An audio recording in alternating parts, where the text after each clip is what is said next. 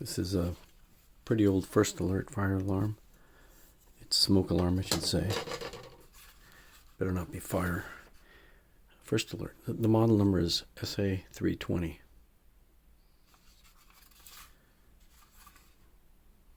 There's a trick to actually changing the battery. You put your finger down here in the finger slot. Open up the battery tray. Just do not do this. Do not try to pick these batteries up out of the tray with your fingers. Don't stick a knife down there. Don't do anything. Just look in the back of the battery tray and you'll see these two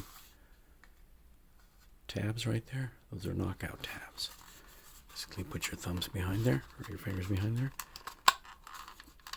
And there you go. Voila. Now we can put our new batteries in there.